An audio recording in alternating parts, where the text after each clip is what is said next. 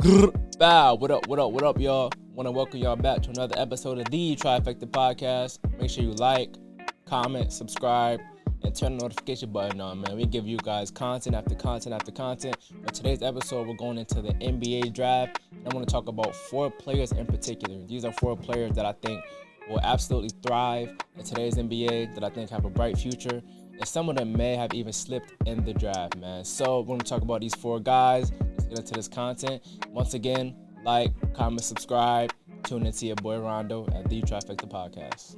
So the first player I want to talk about is Reed Sheppard. Reed Sheppard is a guard out of Kentucky. He was the number 3 pick that went to the Houston Rockets. He is 6'2", 187 pounds. He averaged 12.5 points per game, 4.5 assists, shot 53% from the field, and 52% from 3. So he was very efficient. His shooting splits are insane, probably one of the best shooting splits ever to come into the draft from college.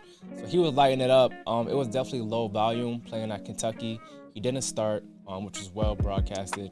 But man, when he did play, he really showed out. He showed a lot of shooting capability, which we know.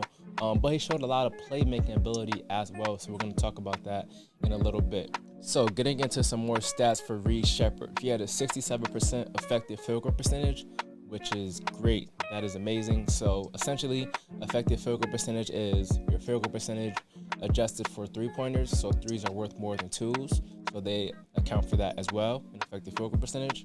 And he had a 69% true shooter percentage, which was first in the SEC.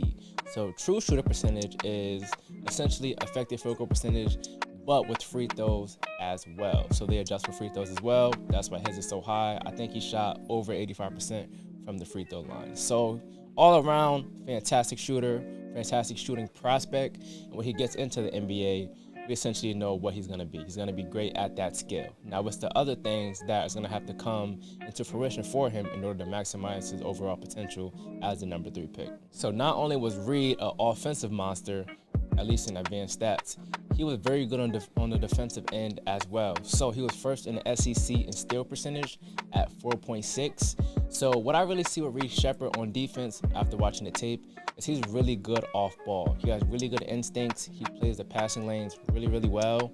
He has good hands, very handsy. If he gets beat, he's a guy that can swipe down and get a lot of steals that way.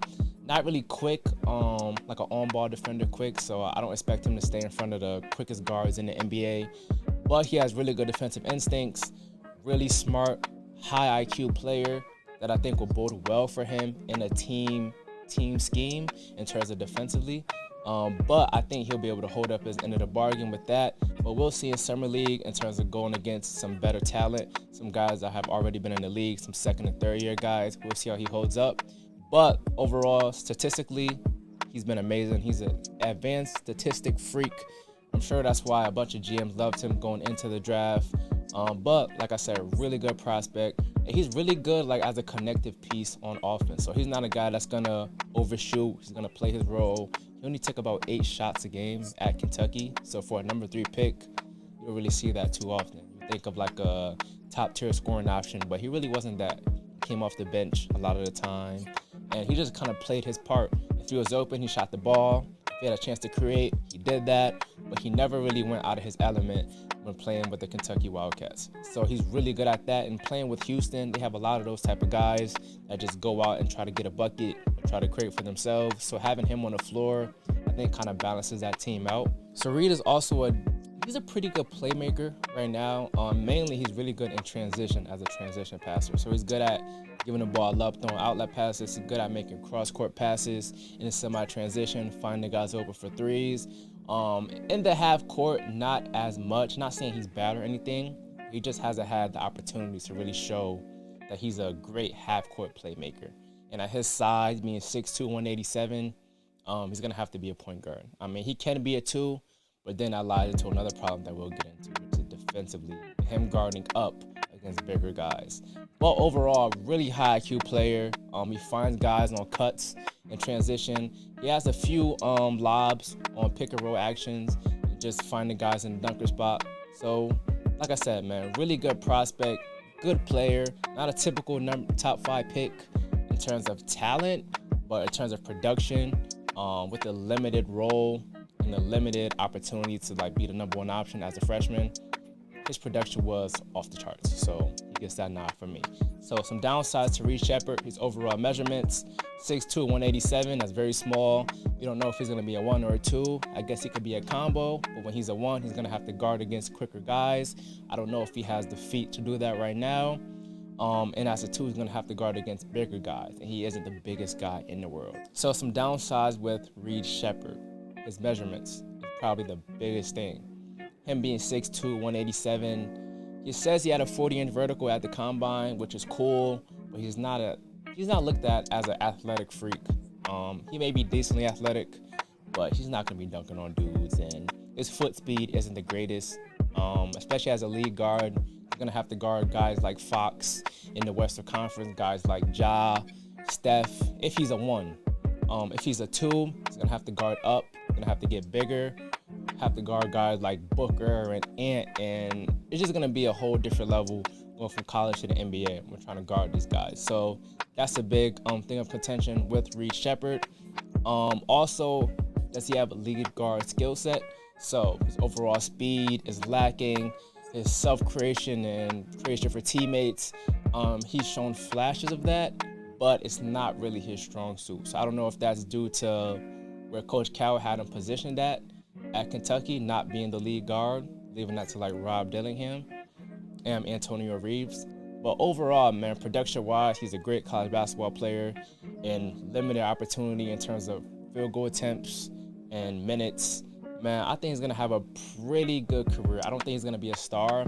I don't think he'll live up to the third best player in this draft necessarily as a third pick. But for the Houston Rockets, as a connective piece, as a shooter, they need shooting. He's going to come in handy for sure. As a backup point guard, learner under Fred VanVleet, or coming in at the 2 behind Jalen Green. Either way, I think he'll be really good for the Houston Rockets. So I cannot fault this pick. In terms of comparisons, I see him as like a Kirk Hinrich mixed with some Derek White type of game. The Kirk Hinrich comes from obviously the shooting, being a combo guard, being a high IQ player.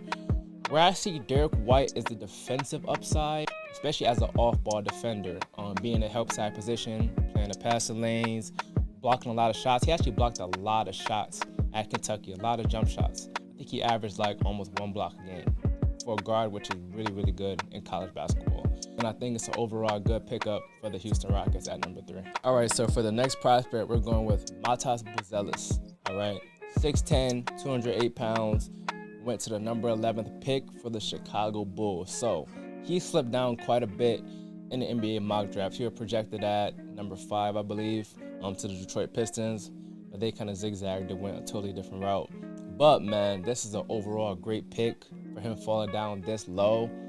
Overall, his upside is probably like top 3 in this draft. All right, he's 6'10", 208, as I mentioned, very long, very athletic, mobile, has the size and versatility to be a great player in the NBA. A mismatch nightmare for guys, man. I'm telling you, like, he's a guy that can shoot the 3. He can take you off the bounce. He can play in a dunker spot. He can pick and roll. He has decent playmaking chops. And he's really good on defense in terms of off-ball. Now, on-ball defense is a totally different thing. He has to get better on that side of defense. But off-ball, in terms of being a help side, blocking shots, getting hands on balls, he's really, really good at that. So for stats, he averaged 14 points per game, 7 rebounds, 45% from the field, 26 from 3, 2 blocks per game for the G League Ignite. He also had 11.1 total rebound percentage. So to give you guys some context, 11.1 rebound percentage is pretty much where Jason Tatum was his first 3-4 years in the NBA, around that rebounding percentage. So essentially, he could be a Jason Tatum level rebounder. And like I said, man, very versatile, can do a bunch of different things on the court. He just has to get his percentages up. So a 26% three-point percentage is not great, but he's shown a decent form and ability to shoot in high school. I think he shot over 40% in high school from 3. So he has some history of being a decent three-point shooter. That's something that you're betting on for the Chicago Bulls, that he can be able to knock down threes and just be the most versatile forward in the league, or at least one of them. He's really, really good in transition, essentially a one-man fast break. He's big, he's fast, he's strong, he's aggressive, physical. He'll dunk on you in semi-transition, man. He should be a monster, man. Nobody should be stopping this man like that. He should be able to create for guys on the semi-fast breaks, get a lot of guys above the break threes, or just essentially go to the basket himself and dunk or you or find guys for layups. So we've thrown this word around a lot, describing Matas Buzelis' versatility. All right, so I just want to highlight this one play that I've seen on film, describe his overall on-ball game and his ability to play off the ball as well. But this one is mainly on the ball. All right, so he literally got a handoff around the center circle line, maybe 2 steps above. He takes around 2 dribbles, gets to the free throw line, changes direction behind the back, goes for the layup, gets an and one. All right, mind you, this guy is 6'10", a big dude. All right, he's taking dudes from literally like damn near half court off the dribble in isolation. So this guy has all types of potential. His upside is great, and I think this was a great value pick for the Chicago Bulls. So for some downsides for Buzelis, he needs to develop a post game. All right, so that's probably his biggest weakness on the offensive end. He doesn't have a face-up game, doesn't really have a back-to-the-basket game. Everything is off the bounce, which is good in theory, but when going against smaller guys, he's going to have to be able to take advantage of his size. If he doesn't do that, he's going to limit himself to trying to go off the dribble every time.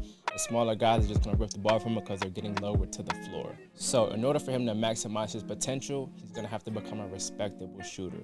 26% is not going to get it done, but if he could be a 35 to 38% three-point shooter, especially in the corners, where most of his shots is going to be anyways, I think that'll take his game to the next level. And lastly, defense. He's going to have to guard one-on-one. There's no other way around it, all right? If you're just going to be a help side defender, it's not going to work in today's NBA. These guys, these coaches, these NBA players, they're very high IQ people at the game of basketball. They're going to find ways to put you in actions, to get you on islands, to get you one-on-one post-ups. You're going to have to hold your own. If not, you're unplayable, essentially, especially in the playoffs. Like, these guys are game planning for that. They're going to find ways to pick on the worst defender. And if you're that guy, there's no room for you in the NBA playoffs. So essentially, you're a useless player. So in terms of player comps, I would kind of compare him to a Franz Wagner or Danilo Gallinari type of player, like kind of like a mixture of both. All right, I think he has some of the athleticism of Franz Wagner, even more athletic, to be totally honest with you. But on the perimeter, he has some of those chops, just, you know, being able to get by guys, using his speed, being crafty. And I think he had Danilo's size to be able to shoot over guys, and he has a nice touch as well. So as I mentioned before, I really like this pick for the Chicago Bulls. Hometown guy, great value pick, high upside. I mean, you can't go wrong, right? You're rebuilding at this point, like, just take the highest upside player and see what he can do. So I really like this pick for the Chicago Bulls.